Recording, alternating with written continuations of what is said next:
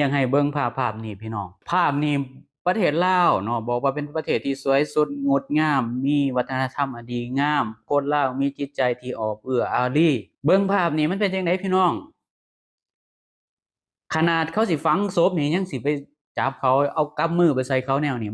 มันเบิ่งจังไดพี่น้องมันเบิ่งมีคุณธรรมมันเบิ่งประเสริฐบ่หรือว่ามันเบิ่งเถื่อนเกินไปบ่ประเทศเฮาเอาลองพิจารณาเบิ่งบางคนบอกว่าโอ้ยคนคริสเตียนมาแย่งศาสนาหลอกลวงให้คนลาวนี่หันไปนับถือศาสนาคริสต์ว่าซั่นหลอกตัวว่าซั่นเขามาเผยแพร่เขาก็ต้องแนะนำคนเขาก็ต้องไปเอื้อนคนมาถือศาสนาของเขา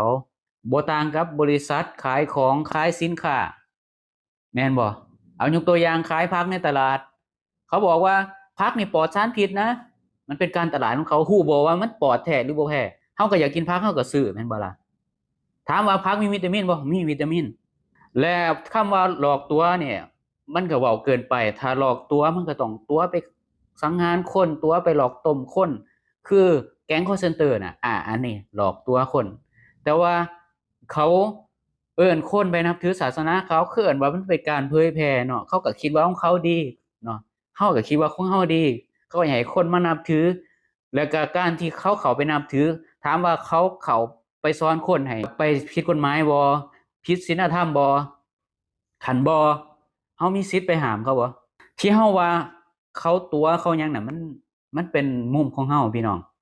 ถ้าเฮาสิไปคิดว่าเขามาตั๋วมาหลอกนั่นมันบ่ได้ผิดศีลธรรมบ่ได้ผิดกฎหมายบ้านเมืองมันเป็นการตลาดของเขาก็คือจังแอดมินบอกแหละมันเป็นการตลาดคือจังเฮาขายสินค้านั่นแหละขายสบู่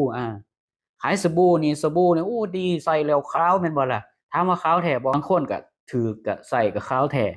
บางคนก็บ่ถูกเนาะผิวบางทีแต่ละคนการต้านสารเคมีมันก็บ่คือกันเนาะแม่นบ่ล่ะบ่ต่างกันพี่น้อง อย่าไปกีดกันการเฮ็ดแบบนี้เนี่ยมันเบิ่งคือหยังมันเบิ่งคือเป็นผู้ที่จิตใจสูงบ่มันเบิ่งคือมีจริยธรรมมีหลักมนุษยธรรมบ่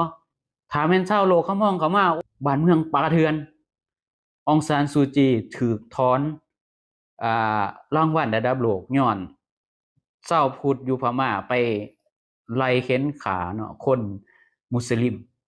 อืม ก็บ่ฮู้แหละว่าไผเริ่มต้นก่อนเนาะฮู้แต่ว่าเจ้ามีอำนาจอยู่ในมือเจ้าไปหาทางออกโดยการใช้กำลังหรือว่าเอากฎหมายไปยัดเยียดกฎหมายใส่การบ่ได้เฮ็ดกับเขาบ่ได้ก็ว่าใช้เป็นกฎหมู่บ้านถามว่ากฎหมู่บ้านมันละเมิดสิทธิมนุษย์บ่ละเมิดหลักจริยธรรมละเมิดหลักสิทธิมนุษย์บ่